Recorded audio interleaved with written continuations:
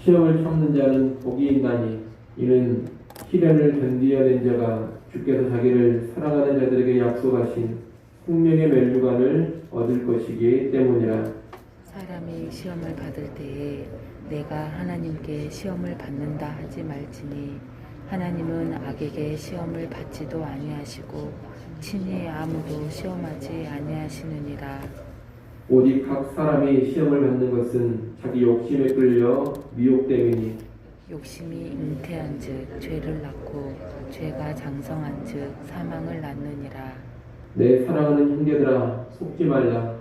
온갖 좋은 은사와 온전한 선물이 다 위로부터 빛들의 아버지께로부터 내려오나니 그는 변함도 없으시고 회전하는 그림자도 없으시니라.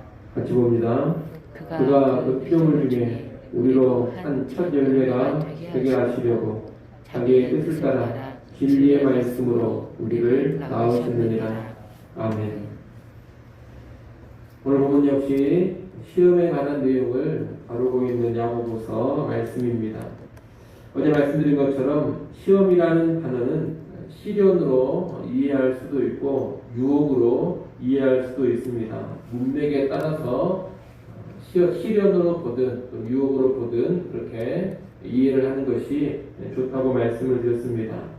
오늘 본문 12절에 시험이 나오는데 이 12절에 나오는 시험은 시련으로 이해하는 것이 좋겠습니다.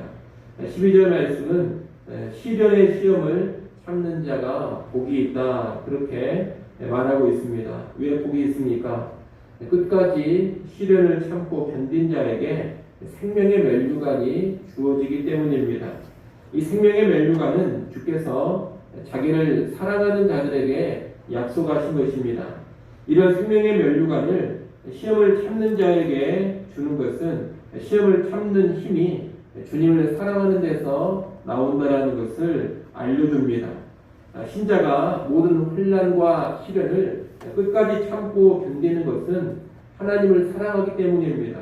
하나님을 가장 사랑하기 때문에 그 어떤 혼란 풍파가 온다 하더라도 그런 상황에 요동치 아니하고 끝까지 참고 견디는 인내의 모습을 보여주는 겁니다. 그렇게 볼 때 이 시련이라는 것은 내가 무엇을 정말로 사랑하는가, 나는 누구의 사랑을 의지해서 살고 있는가, 이것을 여실히 드러내주는 것이라고 말할 수가 있겠습니다. 하나님이 아닌 다른 것을 더 사랑하는 사람은 시련의 때에 그 마음이 드러나게 됩니다. 하나님이 아닌 돈이나 명예, 권력을 더 사랑하는 사람은 그런 것을 다 잃어버리는 시련을 견디지 못합니다. 하나님이 아닌 건강이나 자기 생명을 더 사랑하는 사람은 건강을 잃어버리거나 죽음을 맞게 되는 시련을 또 견디지를 못합니다. 하나님이 아닌 세상을 더 사랑하는 사람은 세상에서 몰락하는 그런 시련을 견디지 못합니다. 하나님보다 어떤 사람을 더 사랑하고 있다면 그 사람을 잃어버리는 상처게 되는 시련을 또 견디지 못하게 될 것입니다. 하지만 하나님을 그 무엇보다 그 누구보다 더 사랑하는 사람이라면 어떤 시련이 온다 하더라도 견딜 수가 있습니다. 어떤 시련이 와도 하나님은 나를 떠나지 않고 나와 함께 하십니다. 또 어떤 시련이 온다 하더라도 나를 향한 하나님의 사랑에는 변함이 없습니다. 그래서 하나님을 가장 사랑하고 하나님의 사랑을 의지해서 살아가는 사람은 어떤 시련이 온다 하더라도 무너지지 아니하고 끝까지 참고 끝까지 견디는 것입니다. 여러분, 끝까지 인내하는 삶은 하나님을 진정으로 사랑할 때, 하나님을 가장 사랑할 때 가능하다는 것을 꼭 기억하시길 바랍니다. 그것을 아시고 하나님을 가장 사랑하는 성도들로 살아가기를 바랍니다. 그 사랑이 있을 때 우리는 모든 시련을 참을 수가 있을 것이고 그 결과로 생명의 면류관을 받아서 누리게 될 겁니다. 12절에 이어지는 13절로 15절에 나오는 시험은 유혹으로 이해하는 것이 좋겠습니다. 13절로 15절까지 말씀은 유혹의 상황 가운데 있는 사람들을 향한 전면입니다. 13절에서는 시험, 곧 유혹을 받을 때 하나님께 유혹을 받는다 하지 말라고 합니다. 왜 그런 말을 하면 안 됩니까? 하나님은 악에게 시험을 받지도 않으시고 친히 아무도 시험하지 않기 때문입니다. 다시 말해 하나님은 유혹을 받지도 않으시고 죄짓도록 유혹하시는 분도 아니라는 겁니다.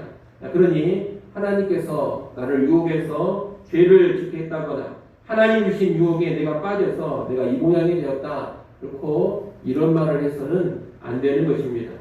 그러면 유혹의 시험에 빠지는 원인은 무엇이겠습니까? 14절에 나옵니다. 자기 욕심에 끌려서 미혹되기 때문입니다. 다시 말해 자기 자신을 사랑하는 욕심이 나를 유혹에 빠지게 만든다는 겁니다. 하나님을 사랑하면 그 어떤 환난, 시련도 다 이기게 됩니다. 하지만 자기 자신을 사랑하는 욕심에 붙들리면 죄짓게 하는 유혹에 빠지게 되는 겁니다. 15절 말씀은 유혹에 빠지게 하는 욕심이 어떤 과정으로 발전되어 가는지를 보여줍니다. 15절 말씀 같이 한번 읽어보겠습니다. 함께 읽습니다. 욕심이 잉태한즉 죄를 낳고 죄가 장성한즉 사망을 낳느니라. 아멘. 욕심이 잉태한즉 죄를 낳고 죄가 장성한즉 사망을 낳는다 그럽니다. 욕심에 붙들리면 유혹에 빠지고 죄를 짓게 됩니다. 그리고 그 죄로 인해 사망에 이르게 됩니다. 욕심이 죄와 사망을 초래하는 원인이 되는 겁니다. 여러분, 좀 전의 말씀에서 하나님을 사랑하는 사람은 시련을 참으며 결국 생명의 멸류관을 받는다 했습니다. 하지만 자기를 사랑하며 욕심에 빠지는 사람은 어디에 이르게 되느냐? 결국에 사망에 이르게 되는 겁니다. 그러니 우리는 자기 사랑에서 나오는 욕심, 자기의 욕망에만 집착하는 이런 욕심을 반드시 버려야 하겠습니다. 욕심은 나를 사망에 이르게 한다는 것을 꼭 기억하시고 내 사랑에서 나오는 욕심을 버리시고 오직 하나님 사랑으로 나아가는 그런 성도들이 될 수 있기를 소원합니다. 마지막 부분인 16절로 18절은 하나님이 어떤 분이신지를 설명해 줍니다. 16절 말씀에 보면 속지 말라 그럽니다.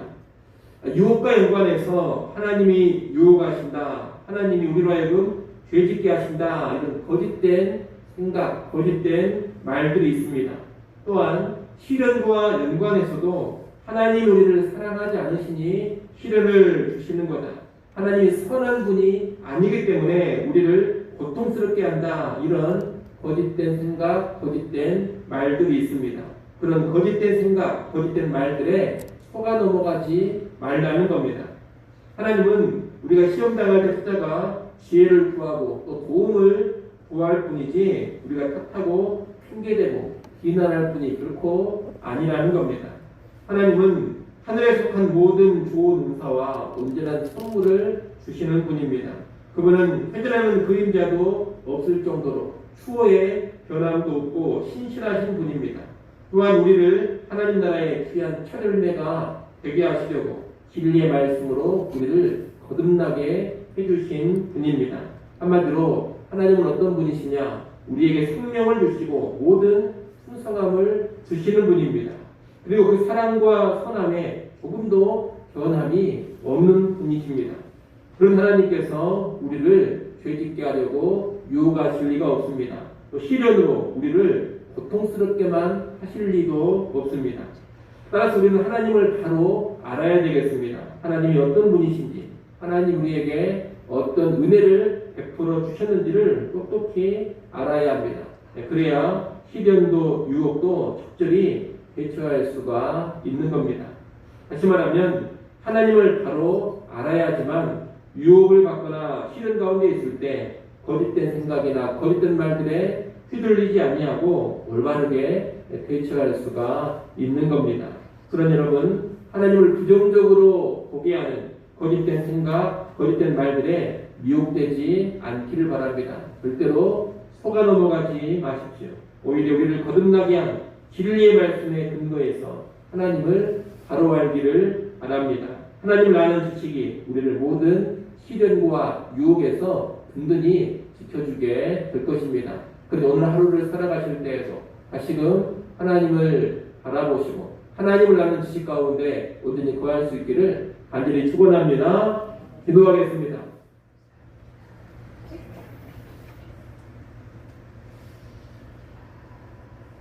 하나님 아버지, 시련과 유혹 앞에 우리가 어떻게 서야 하는지를 봤습니다. 하나님을 사랑함으로 모든 시련을 참고 견디게 하시고 그 결과 생명의 멸류관을 받아 누리게 하여 주옵소서.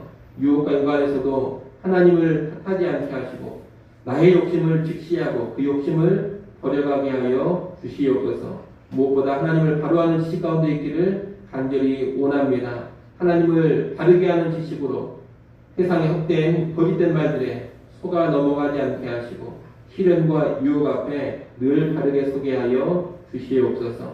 아버지 하나님, 시간도 우리를 깨워주시고 기도하는 자리로 불러주셔서 감사합니다. 기도하는 시간을 통하여 하나님께 더 가까이 나아가게 하시고 하나님 주시는 위로와 격려, 힘과 능력을 공급받게 하여 주시옵소서. 오늘 하루를 살아갈 때에도 구원의 은혜를 다시금 기억하게 하시고 우리 자신을 거룩한 제물로 하나님께 바치는 훗날 되게 하여 주옵소서. 삶의 순간순간 하나님의 선하시고 기뻐하시고 온전한 뜻을 잘 분별하며 그 뜻대로 행하게 하여 주옵소서.